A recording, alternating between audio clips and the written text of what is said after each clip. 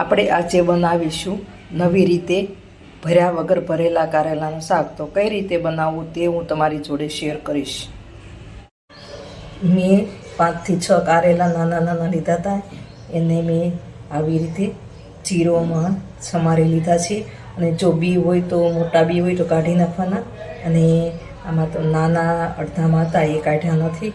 અને થોડું ચપટી જેટલું મીઠું લઈ અને ઉપર ભભરાવી દીધું હતું. એને પણ 10 થી 15 મિનિટ રહેવા દીધું છે. હવે આપણે સેજ પાણી નાખી આમ ચોળી અને આપણે આનું પાણી કાઢી નાખીશું એટલે કડવાશ જતી રહે. મેં તેલ ગરમ થવા મૂકી દીધું છે. હવે રાઈને જીરું આપણે નાખીશું.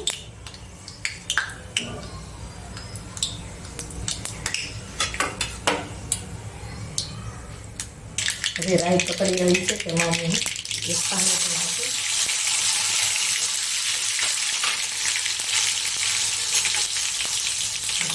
આપણે આ રીતે હલાવી લઈશું અને થોડું મીઠું નાખીશું કારણ કે આપણે ઓલરેડી કારેલામાં આપણે નાખ્યું છે તો એ પ્રમાણે આપણે નાખવાનું.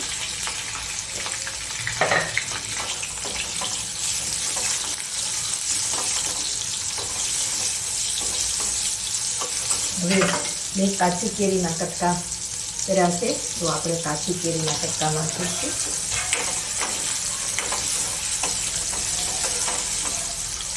હવે આપણે બંને 1 મિનિટ આપણે ચડવા દીધી છે.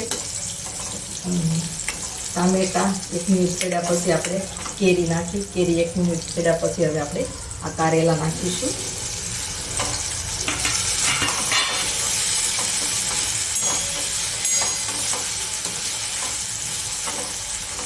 હવે આપણે એને ઉપર આપણે એક ડીશ અથવા તો થાળી ઢાંકી દેવાની. ઉપર આપણે પાણી મૂકવાનું છે કારણ કે ઉપર થાળીમાં પાણી નાખવાથી નીચે દાઝશે નહીં. તો આપણે થોડું પાણી નાખવાનું. 2 મિનિટે જોઈ લેવાનું આપણે નીચે બળે છે કે નહીં એમ. હવે આપણા કારેલા ચડે છે ત્યાં સુધીમાં મેં આ વાટકામાં ચણાનો લોટ લીધો છે 1/2-પોણી ચમચી જેટલો. એમાં પાણી નાખી અને સ્લરી જેવું બનાવીશું આપણે એટલે એમાં ગાંઠો ના પડે. 2 વાર આપણે જોઈ તો હવે પાછા ફરી વાર આપણે જોઈએ. આપણે કારેલાનો કલર ચેન્જ થઈ ગયો છે તો હવે આપણે આમાં મસાલા કરીશું. સૌ પ્રથમ તો આપણે હિંગ નાખીશું, હળદર નાખીશું, મિક્સ કરી લઈશું.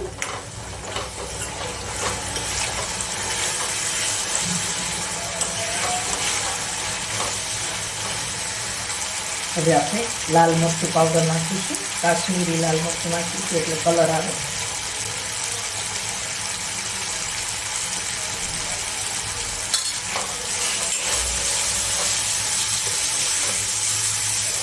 હવે આપણે સિંગદાણાનો ભૂકો નાખીશું.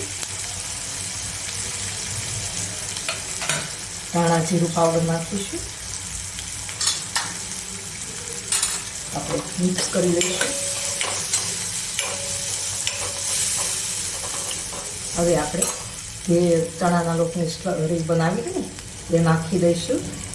એકદમ ઘોળીને નાખવાની એટલે લમ્સ ના રહે. એકદમ ધીમા ગેસે આપણે ચડવા દઈશું. એમાં થોડુંક આપણે પાણી નાખીશું.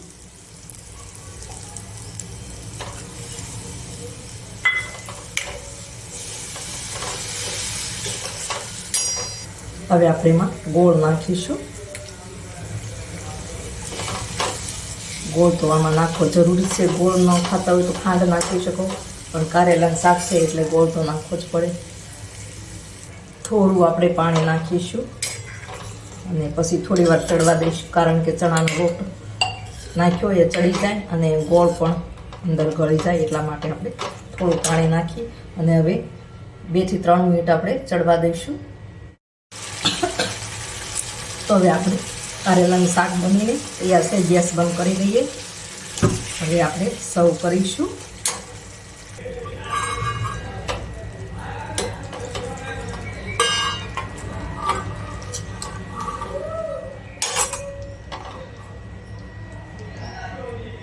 તો આપણું નવી રીતે કારેલાનું શાક બનીને તૈયાર છે. તો આપણે ગાર્નિશ કરશું ધાણાથી.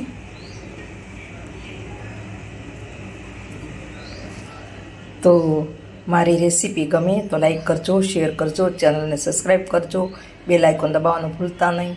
અને તમે કોઈ દિવસ આ રીતે કારેલાનું શાક બનાવ્યું છે કે નહીં, અને તમે કઈ રીતે બનાવો તે પણ કમેન્ટમાં જરૂર ને જરૂર લખજો. તો અને સબસ્ક્રાઈબ કરશો એટલે સૌપ્રથમ નોટિફિકેશન તમારા ફોનમાં પહેલાં આવી જશે અને મારો વિડીયો સૌપ્રથમ તમને જોવા મળશે.